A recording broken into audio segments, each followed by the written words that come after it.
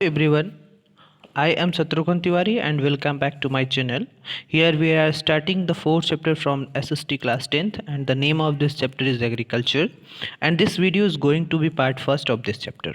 Dear students, what is the meaning of agriculture? It means कृषि. It means कृषि. Agriculture को हिंदी में क्या कहते हैं?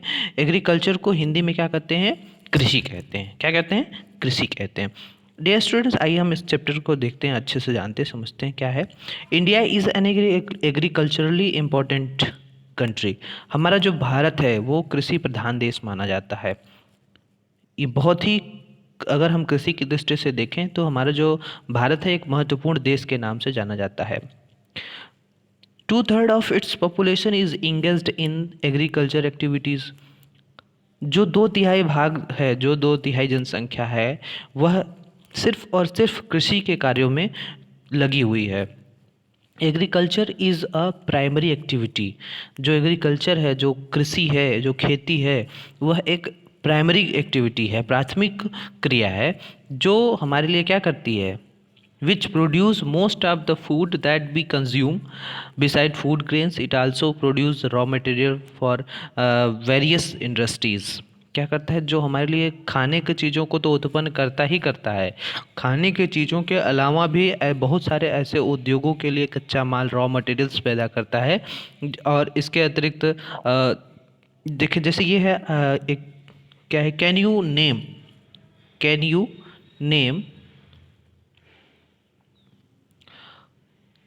some industries based on agriculture raw material. Can you name some agriculture industries based on raw material? क्या आप कुछ ऐसे कृषिगत कच्चे मालों पर आधारित कुछ उद्योगों के नाम बता सकते हैं? Next, moreover, some agriculture products like tea, coffee, spice etc. are also exported. Exported को हिंदी में कहते हैं निर्यात करना, मतलब बेचना. तो कुछ हमारे यहाँ इसके खाने की चीज़ों के अलावा भी ऐसे बहुत सारे प्रोडक्ट्स हैं, जैसे चाय है, कॉफ़ी है, मसाले हैं, स्पाइस मसाले हैं, और बहुत सारी चीज़ें यहाँ से एक्सपोर्ट किए जाते हैं. Types of farming. नेक्स्ट आता है types of farming. Types of farming क्या होता है डियर? कृषि के प्रकार. कृषि के प्रकार. Agriculture is an age old economic activity of our country. जो कृषि है वो हमारे प्राचीन, बहुत ही प्राचीन आर्थिक क्रिया है, बहुत ही प्राचीन इकोनॉमिक एक्टिविटी है हमारे देश की. Over these years, cultivation methods have changed significantly depending upon the characteristics of physical environment, technological know-how and socio-culture practices. अगर हम देखें तो बहुत पिछले कुछ हजारों वर्षों के पीछे देखें, अगर इसके दौरान देखें, तो जो हमारे यहाँ फिज़िकल मेथड्स हुए या फिजिकल एनवायरनमेंट हुए, जो भौतिक पर्यावरण हुआ, या टेक्नोलॉजिकल नो हाउ, जो प्रौद्योगिकी, और जो सोशियो कल्चर प्रैक्टिसेस हैं, उस जो रीति रिवाज हैं, जो सामाजिक सांस्कृतिक प्रक्रिया है, उसके अनुसार हमारी खेती करती की विधियाँ जो हैं वो सार्थक रूप से परिवर्तन होती चली आ जा रही हैं, उनमें चेंजेस होते चले जा रहे हैं. फार्मिंग वेरियस फ्रॉम सब्सटेंस और टू कमर्शियल टाइप्स. कमर्शियल में होता है वाणिज्यिक. कमर्शियल को हिंदी में कहते हैं वाणिज्यिक. तो जो फार्मिंग है, जो जीवन का निर्वाह है, जीवन को चलाने के लिए खेती से लेकर के जो कमर्शियल फार्मिंग होती है, उसके अनेक प्रकार हैं, बहुत सारे प्रकार हैं. At present in different part of India the following farming system are practised. आज वर्तमान समय में अगर हम देखें तो भारत में विभिन्न भागों में निम्नलिखित प्रकार की खेती की जाती है, अपनाए जाते हैं. पहला है primitive substance farming. Primitive substance farming क्या है? प्रारंभिक जीविका निर्वाह कृषि. Primitive substance farming. Primitive substance farming, इसको क्या कहते हैं? जीविका, प्रारंभिक जीविका निर्वाह कृषि. इसमें क्या होता है? This type of farming is still practised in few pockets of India. जो इस प्रकार की खेती होती है, प्रिमिटिव सब्सटेंस फार्मिंग होती है, वो भारत के कुछ ही भागों में अब भी की जाती है, कुछ भागों में अब भी की जाती है. Primitive substance agriculture is practised on small patch of land with the help of primitive tools like hoe, dao and digging sticks and family और कमेटिव कम्युनिटी लेबर, ये जो प्रिमिटिव सब्सटेंस फार्मिंग है, वो क्या होती है, भूमि के जो ज़मीन की जो छोटे छोटे टुकड़े होते हैं उस पर जो आदमी है वो कृषि औजार जैसे लकड़ी के हल हैं, डाव है। डाव एक खुदाई करने का, जुताई करने का एक यंत्र है। और खुदाई करने वाली जो छड़ी होती है और उसके परिवार या समुदाय के श्रम के साथ मदद की जाती है। This type of farming depend upon monsoon, natural fertility or of the soil and suitability of other environmental condition to the crops grown। क्या कहता है कि जो इस प्रकार की जो कृषि होती है, इस प्रकार की जो खेती होती है, प्रिमिटिव सब्सटेंस फार्मिंग जो होती है, वो ज़्यादातर मानसून पर या जो हमारी मिट्टी की जो फर्टिलिटी पावर है ना उस पर, या फसल उगाने के जो अन्य बहुत सारे पर्यावरणीय परिस्थितियों पर, उपयुक्तता पर निर्भर करता है। It is a slash burn agriculture. यह क्या है, स्लैश बर्न को हिंदी में कहते हैं कर्तन दहन प्रणाली। क्या कहते हैं, कर्तन दहन प्रणाली। स्लैश एंड बर्न को हिंदी में कहते हैं कर्तन दहन प्रणाली। It is a slash and burn agriculture, यह एक कर्तन दहन प्रणाली है। Farmers clear a patch of land and produce cereals and other food crops to sustain their family. क्या करते हैं, किसान जो होते हैं वो एक छोटे से टुकड़े को साफ करते हैं और उस पर अपने परिवार के जीवन निर्वाह के लिए, भरण पोषण के लिए अनाज व अन्य खाने की चीज़ें उगाते हैं। When the soil fertility decrease, the pharmacist and clear a fresh patch of land for cultivation। जब उस मिट्टी की जो उर्वरता है, जो फर्टिलिटी पावर है वो कम होने लगती है, तो किसान क्या करता है, उस भूमि को छोड़ करके दूसरी जगह पर चला जाता है और वहाँ कृषि के लिए कुछ भूमि को खोज करके उसके टुकड़े को साफ करता है और वहाँ पर वह खेती करने लगता है। This type of shifting allows nature of replenish the fertility of soil through natural process. क्या होता है कि जब ये कृषि इस प्रकार के जो स्थानांतरण होते हैं, प्राकृतिक प्रक्रियाओं द्वारा जो मिट्टी की उर्वरक शक्ति है वो क्या होती है, बढ़ जाती है। क्यों, चूँकि जो किसान होते हैं, land productivity in this type of agriculture is low as a farmer does not use fertilizer और other modern inputs. It is known by different name in different part of country. तो चूँकि जो किसान होते हैं वो क्या करते हैं कि उनके पास जो उर्वरक है, जो फर्टिलिटी है, या और बहुत सारी जो मॉडर्न इनपुट्स हैं, बहुत सारी जो आधुनिक तकनीकी हैं उसका प्रयोग नहीं कर पाते हैं। इसलिए इस प्रकार की जो खेती होती है उसमें जो प्रोडक्ट होते हैं वह, या उसकी जो उत्पादकता होती है वो कम होती है। और इसी खेती को देश में विभिन्न अनेक भागों में भी अनेक प्रकार के नामों से जाना जाता है। Can you name such type of farming. क्या आप इस प्रकार के जो फार्मिंग है उसके कुछ नाम बता सकते हैं। It is jhuming in north eastern states like Assam, Meghalaya, Mizoram and Nagaland, Palamu in Manipur, Deepa in Bastar district of Chhattisgarh and in Andaman and Nicobar island. अगर हम बात करें नॉर्थ ईस्टर्न पार्ट की, उत्तर पूर्वी राज्यों की बात करें, तो उसमें मेघालय है, आपका असम है, मिजोरम है और नागालैंड है। यहाँ पर इसे हम झूम के नाम से जानते हैं। झूमिंग खेती होती है इन सब जगहों पर। अच्छा, इसी खेती को अलग अलग जगहों पर हम अलग अलग नामों से, झूम खेती को ही हम अलग अलग जगहों पर अलग अलग नामों से जानते हैं। अगर हम असम, मेघालय, मिजोरम और नागालैंड की बात करें तो यहाँ पर इस खेती को झूम के नाम से जाना जाता है। लेकिन इसी खेती को मणिपुर में जाएँ तो पलामू के नाम से जाना जाता है। और अगर छत्तीसगढ़ के बस्तर ज़िले या अंडमान निकोबार द्वीप समूह की ओर जाएं तो इसी खेती को हम दीपा के नाम से भी जानते हैं। आइए जानते हैं झूमिंग क्या है। The slash and burn agriculture is known as milpa in Mexico and Central America, conuco in Venezuela, roca in Brazil, masole in Central Africa, ladang in Indonesia, ray in Vietnam. झूम खेती को ही अलग अलग जगहों पर अलग अलग तरीके से जानता है। जो स्लैश एंड बर्न खेती होती है, स्लैश एंड बर्न फार्मिंग होती है, अगर हम इसको मैक्सिको और मध्य अमेरिका में जाएं, सेंट्रल अमेरिका में जाएं, तो वहाँ इसे स्लैश एंड बर्न खेती को मिल्पा के नाम से जाना जाता है। वेनेजुला में जाएँ तो कोनुका के नाम से जाना जाता है, ब्राज़ील में जाएँ तो रोका के नाम से जाना जाता है, मध्य प्रदेश में जाएँ तो इसी को मसोले के नाम से जाना जाता है। अगर इंडोनेशिया में जाएँ तो इसी जूम खेती को, जो कर्तन धन प्रणाली है स्लैश एंड बर्न है, उसे लदांग के नाम से जाना जाता है, और वियतनाम में इसी खेती को रे के नाम से जाना जाता है। In India this primitive form of cultivation is called bewar और दहिया इन मध्य प्रदेश, पोड़ो इन और पेंडा इन आंध्र प्रदेश, पामाडाबी और कोमान और Bringa in Orissa, Kumari in Western Ghats, Valre and Waltre in south eastern Rajasthan, Khil in the Himalayas belt, Kurua in Jharkhand and jhuming in the north eastern region. Bharat में भी यह जो प्रारंभिक किस्म की खेती होती है, स्लैश एंड बर्न खेती होती है, इसको अनेक नामों से जाना जाता है। जैसे अगर हम मध्य प्रदेश में जाएं तो इसी को बेबर या दहिया के नाम से जाना जाता है। आंध्र प्रदेश में जाएँ तो इसी को पोड़ू या पेंडा के नाम से जाना जाता है। अगर हम उड़ीसा में जाएँ तो पामाडाबी या कोमान के नाम से या बरिंगा के नाम से जाना जाता है। पश्चिमी घाट की ओर जाएँ तो इसी को कुमारी के नाम से जाना जाता है, झूमिंग खेती को। दक्षिण पूर्वी राजस्थान में अगर जाएँ तो उधर वालरे या वाल्टरे के नाम से जाना जाता है। हिमालयन क्षेत्र की ओर जाएँ तो इसे खिल के नाम से जाना जाता है। झारखंड में इसे कुरुआ के नाम से जाना जाता है, और जो हमारे नॉर्थ ईस्टर्न रीजन होते हैं, जो हमारे उत्तर पूर्वी प्रदेश हैं, उसमें इसे झूम के नाम से जाना जाता है। आइए हम एक कहानी आपकी किताब में दिया गया उसको बताते हैं कि एक रींझा है। Rinjha lived with her family in a small village at the outskirts of Dipu in Assam.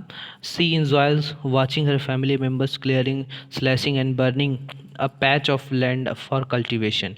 She often helps them in irrigation in the fields with water running through a bamboo canal from the nearby spring. She loves the surroundings and want to stay here as long as she can put. This little girl has no idea about the declining fertility of the soil and her family's search for fresh a patch of land in the next season. एक रींझा है, एक लड़की है जो असम के डीफू के जो बाहरी क्षेत्र हैं उसमें अपने परिवार के साथ रहती है, छोटे से गांव में रहती है। वह अपने जो परिवार के सदस्य हैं, जो उसके फैमिली मेम्बर्स हैं, उसके द्वारा एक छोटे से ज़मीन पर कुछ वनस्पतियां उगी हुई हैं, उसको काट कूट के जो झाड़ झक्कट है उसको काट करके जला करके साफ करते देखकर बहुत ही खुश हो रही है, आनंद का अनुभव कर रही है। यह जो परिवार है, किसका, रींझा का जो परिवार है, इसके जो सदस्य हैं वो बांस के नाले द्वारा झरने से पानी लाते हैं और अपने खेतों को सिंचाई करते हैं, और उसकी सहायता करके अपनी उस खेतों पर कुछ खाने की चीज़ों को पैदा करते हैं। वह अपनी परिस्थितियां जो है वो क्या करते हैं कि जहाँ वो रहती है रींझा, उससे उसको मतलब एक लगाव हो जाता है, और वो चाहती है कि जब तक हम यहाँ रहें, मतलब जब तक रह सकें तब तक रहें।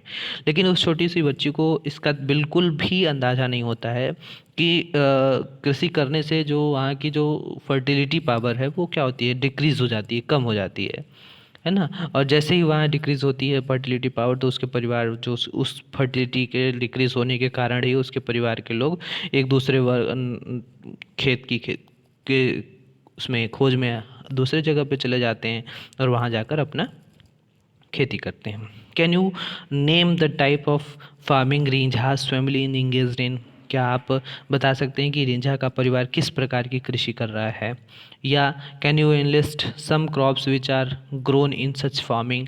क्या आप उन फसलों के नाम बता सकते हैं जो इस प्रकार की कृषि में उगाई जाती है? नेक्स्ट है इंटेंसिव सब्सटेंस फार्मिंग, गहन जीविका कृषि। गहन जीविका कृषि, intensive substance farming. Intensive substance farming क्या होती है? This type of farming is practised in areas of high population pressure on land. It is labor intensive farming where high does the biochemical inputs and irrigation are used for obtain higher production. मतलब क्या है कि ये जो इस प्रकार की जो खेती होती है उन क्षेत्रों में की जाती है जहाँ पर जो ज़मीन है उस पर जनसंख्या का दबाव बहुत ज़्यादा होता है, बहुत अधिक होता है। यह श्रम जो होता है बहुत ही गहन खेती के लिए है, जहाँ अधिक उत्पादन के लिए अधिक मात्रा में जो हम क्या करते हैं, बायोकेमिकल इनपुट्स का उपयोग करते हैं या सिंचाई का प्रयोग किया जाता है। Can you name some of the states of India where such farming is practiced? क्या आप भारत के कुछ राज्यों के नाम बता सकते हैं जहां इस प्रकार की कृषि की जाती है? Through the right inheritance leading to the division of land among successive generation has rendered land holding size uneconomical. The farmers continue to take maximum output from the limited land in the absence of alternative source of livelihood. Thus there is enormous pressure on agricultural land. जो भूमि के जो मालिक होते हैं उसमें विरासत के अधिकार के कारण जो पीढ़ी होती है वो पीढ़ी दर पीढ़ी जोतों के आकार जो है उसका छोटा और बहुत ही मतलब जिसका कोई लाभ नहीं होता है वैसा होता जा रहा है। जो किसान है वो बैक ऑप्शनल रोजगार ढूंढ रहे हैं, उसके न होने के कारण जो एक छोटी सी भूमि है, सीमित भूमि है, उस पर अधिक पैदावार लेने की कोशिश करते हैं और इसी कारण कृषि जो है भूमि का पर बहुत ज़्यादा दबाव बनता चला जा रहा है। नेक्स्ट है कॉमर्शियल फार्मिंग। कॉमर्शियल फार्मिंग क्या है? कॉमर्शियल फार्मिंग को हिंदी में क्या कहते हैं? वाणिज्यिक कृषि। वाणिज्यिक कृषि क्या होता है? The main characteristics of this type of farming is use to higher doses of modern inputs, that is for example देखें तो हाई यील्डिंग वेराइटी है HYV सीड्स, है ना, chemical fertilisers, insecticides and pesticides in order to obtain higher productivity. The degree of commercialization of agriculture varies from the region to another. For example, rice is a commercial crop in Haryana and Punjab, but in Odisha it is the subsistence crop. इस प्रकार की जो खेती होती है, commercial जो खेती होती है, इस प्रकार की जो कृषि होती है, इसमें के जो मुख्य लक्षण होते हैं वो आधुनिक निवेशों जैसे कि अधिक पैदावार देने वाले बीज, हाइब्रिड्स के जो बीज होते हैं, और रासायनिक उर्वरक जो हमारे केमिकल फर्टिलाइजर्स हैं, है ना, कीटनाशक इंसेक्टिसाइड्स एंड पेस्टिसाइड्स हैं, कीटनाशक दवाइयाँ हैं, उसका प्रयोग करने में जो पैदावार अधिक प्राप्त करना होता है।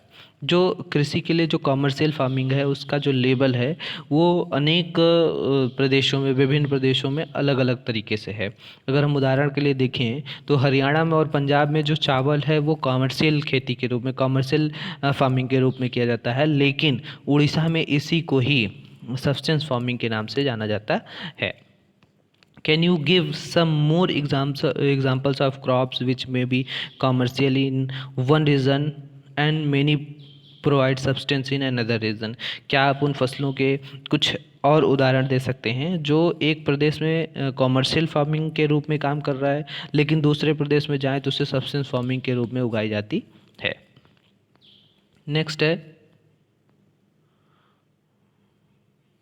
Plantation is also type of commercial farming. जो प्लांटेशन है, जो रोपण कृषि है, वो भी एक कॉमर्शियल फार्मिंग में आता है। इन this type of farming a single crop of is grown in a large area. इस प्रकार की जो खेती होती है उसमें लंबे चौड़े क्षेत्र में एक फसल सिर्फ बोई जाती है, सिर्फ एक फसल बोई जाती है। The plantation has an interface of agriculture and industry. Plantation cover large tracts of land using capital intensive inputs with the help of migrant laborers. All the produce is used as raw material in respective industries. क्या होता है कि जो रोपण का कार्य होता है, जो प्लांटेशन होता है, उसमें जो उद्योग होते हैं और जो कृषि के बीच एक इंटरफेस होता है, इंटरफेस को हिंदी में कहते हैं अंतरापृष्ठ। क्या कहते हैं? अंतरापृष्ठ। इंटरफेस को हिंदी में कहते हैं अंतरापृष्ठ। तो उन दोनों के बीच में एक इंटरफेस होता है। जो प्लांटेशन होता है उसमें व्यापक क्षेत्र में किया जाता है, बहुत बड़ी मात्रा में किया जाता है, जो बहुत ज़्यादा पूंजी लेकर और बहुत ज़्यादा श्रम मतलब लेबर्स को लेकर की सहायता से इसको किया जाता है। इससे प्राप्त जो उत्पादन होता है, जो सब प्रोडक्ट हमको प्राप्त होता है, उद्योग के कच्चे माल रॉ मटेरियल के रूप में हम इसका प्रयोग करते हैं। In India tea, coffee, rubber, sugarcane, banana etcetera are important plantation crops. अगर भारत में देखें तो चाय है, काफ़ी है, रबड़ है, गन्ना है। केवल ये सारी चीज़ें एक प्लांटेशन क्रॉप्स के रूप में महत्वपूर्ण होती हैं। Tea in Assam and North Bengal, coffee in Karnataka are some of the important plantation crops grown in these states. अगर हम देखें असम में और उत्तरी बंगाल में देखें तो चाय और है, कर्नाटक में देखें तो कॉफ़ी है, वहाँ की जो मुख्य प्लांटेशन फसल मानी जाती है। Since the production is mainly for market, a well developed network of transport and communication connecting the plantation areas, processing industries and markets plays an important role in the development of plantation।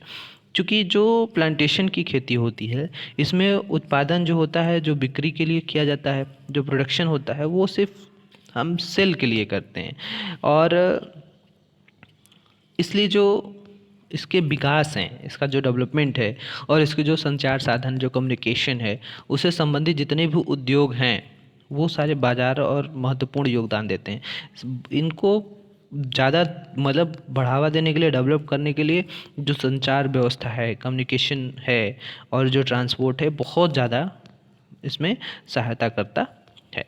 Next है cropping patterns. Cropping patterns, शस्य प्रारूप। Cropping patterns को हिंदी में क्या कहते हैं? शस्य प्रारूप। शस्य प्रारूप क्या होता है, आइए जानते हैं शस्य प्रारूप क्या होता है। You have studied the physical diversity and popularity of cultures in India. आप अपने भौतिक विविधताओं और जो संस्कृति की बहुलता है उसके संबंध में आप पीछे पढ़ चुके हैं या अध्ययन कर चुके हैं। These are also reflected in agricultural practices and cropping patterns in the country. Various type of food and fiber crops, vegetables and fruits, spice and condiment, etc. constitute some of the important crops grow in the country. India has 3 cropping seasons: Rabi, Kharif and Zaid। जो हमारे यहाँ ये देश में जो कृषि पद्धति है, जो खेती की पद्धति है और जो हमारी क्रॉपिंग पैटर्न्स हैं, है ना, उसमें प्रतिबिंबित होता है। इसलिए देश में बोई जाने वाली जितनी भी फसलें हैं उसमें अनेक प्रकार के जो खाने की चीज़ें हैं, रेशे वाली फसलें हैं, सब्जियां हैं, फल हैं, मसाले हैं, ये सारी चीज़ें इसमें शामिल होती हैं। भारत में मुख्य रूप से 3 ऋतुएं मानी जाती हैं जो इस प्रकार हैं: रबी, खरीफ और जायद। रबी क्या है, खरीफ क्या है, जायद क्या है, इस पर हम डिस्कस करते हैं। Rabi crops are sown in winter from October to December and harvested in summer from April to June. जो रबी की फसलें होती हैं वो विंटर सीजन में यानी शीत ऋतु में अक्टूबर से दिसंबर के बीच में बोई जाती हैं और समर सीजन में यानी कि ग्रीष्म ऋतु में, समर सीजन में यानी ग्रीष्म ऋतु। समर सीजन को हिंदी में ग्रीष्म ऋतु कहते हैं, विंटर सीजन को हिंदी में शीत ऋतु कहते हैं। तो ये विंटर सीजन में विंटर सीजन कब से कब होता है? अक्टूबर टू दिसंबर होता है। और समर सीजन कब से होता है? अप्रैल टू जून होता है। तो ये अक्टूबर टू दिसंबर में बोया जाता है और अप्रैल टू जून में इसको काट लिया जाता है। Some of the important rabi crops are wheat, barley, peas, gram and mustard. कुछ अगर देखें तो गेहूं है, जौ है, मटर है, चना है और सरसों, ये कुछ मुख्य की रबी फसलें मानी जाती हैं। Through these crops are grown in large part of India state from the north western part such as Punjab, Haryana, Himachal Pradesh, Jammu and Kashmir, Uttarakhand and Uttar Pradesh are important for the production of wheat and other rabi crops. तो ये जो देखें तो हमारे फसलें जो है देश में विस्तृत भागों में बहुत ज़्यादा बोई जाती हैं। उत्तर की बात करें या उत्तरी पश्चिमी राज्यों की बात करें तो उसमें जो पंजाब है, हरियाणा है, हिमाचल प्रदेश है, जम्मू कश्मीर है, उत्तराखंड है और उत्तर प्रदेश है, यहाँ पर गेहूँ है और अन्य बहुत सारी ऐसी रबी की फसलें हैं जो इसका प्रोडक्शन यहाँ पर किया जाता है। ये सारी चीज़ें गेहूं की फसलों के लिए या इस तरीके की जो रबी की फसलें उसके लिए बहुत ही महत्वपूर्ण माना जाता है। Availability of precipitation during winter months due to the western temperate cyclone helps the success of these crops. However, the success of green revolution in Punjab, Haryana, western Uttar Pradesh and part of Rajasthan has also been an important factor of the growth of the above mentioned rabi crops. जो शीत ऋतु है, जो winter season है ना, इसमें क्या होता है कि जो पश्चिमी विक्षोभ हैं उनमें होने वाली जो वर्षा है उसमें फसलों की जो अधिक उत्पादन की सहायता होती है। पंजाब में देखें, हरियाणा में देखें, पश्चिमी उत्तर प्रदेश में देखें और राजस्थान में देखें तो कुछ भागों में जो ग्रीन रेवोल्यूशन हुआ, हरित क्रांति हुई, उसमें सफलता की जो उपर्युक्त रबी फसलों में वृद्धि हुई उसमें एक बहुत बड़ा महत्वपूर्ण कारण माना जाता है। आगे क्या है, खरीफ crops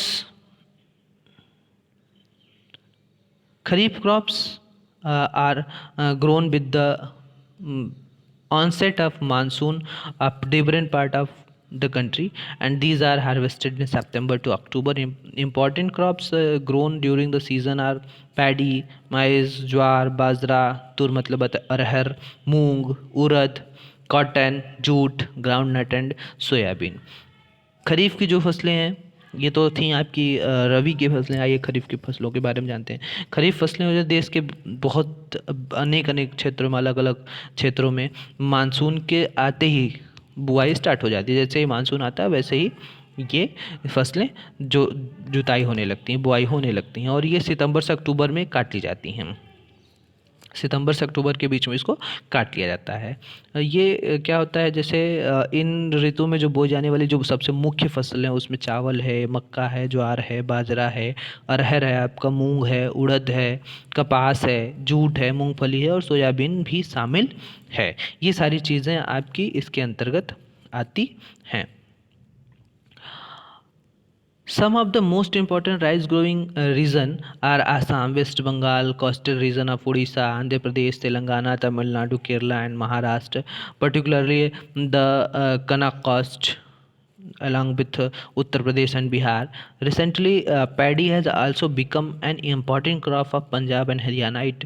In states like Assam, West Bengal and Odisha, 3 crops of paddy are grown in a year. These are what, aus, aman and boro. क्या है कि जो हम बात करें, अगर आपके इधर उड़ीसा की बात करें, चावल की खेती के जो मुख्य रूप असम है, पश्चिम बंगाल है, उड़ीसा है, आंध्र प्रदेश, तेलंगाना, तमिलनाडु, केरल और महाराष्ट्र, विशेषकर ये कोंकण तटीय क्षेत्रों में आते हैं। उत्तर प्रदेश और बिहार में भी ये खेती की जाती है। पिछले कुछ वर्षों में देखें तो चावल जो है वो पंजाब और हरियाणा में बोई जाने वाली सबसे महत्वपूर्ण फसल के रूप में आई है। चावल सबसे महत्वपूर्ण, पिछले कुछ वर्षों की बात करें तो पंजाब और हरियाणा में बोई जाने वाली सबसे महत्वपूर्ण फसल मानी जाती है। असम है, पश्चिम बंगाल है, उड़ीसा है, इसमें धान की खेती 3 प्रकार से की जाती है, जैसे आस है, अमन है, बोरो है। ये सारी चीज़ें ये धान की फसलें हैं, ये 3 प्रकार से होती हैं, आस, अमन और बोरो। ये आपके असम, पश्चिम बंगाल और उड़ीसा में बोई जाने वाली 3 फसलों के नाम। आगे हैं रबी एंड खरीफ।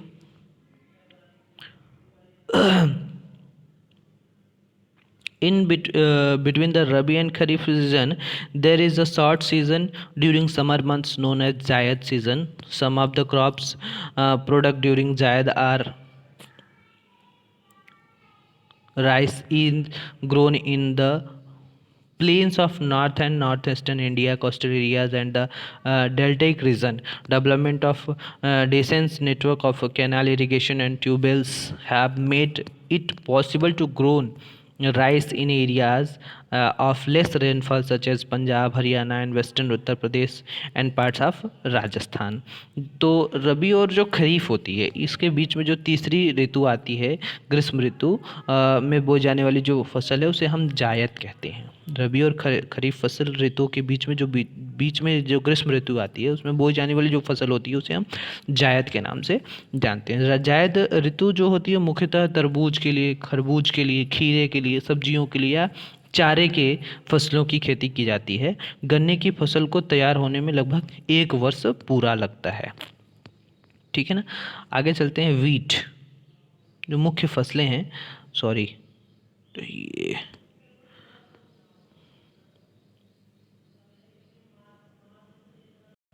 आगे चलते हैं, जो हमारी मेजर क्रॉप्स हैं, मेजर क्रॉप्स के बारे में जानते हैं, समझते हैं।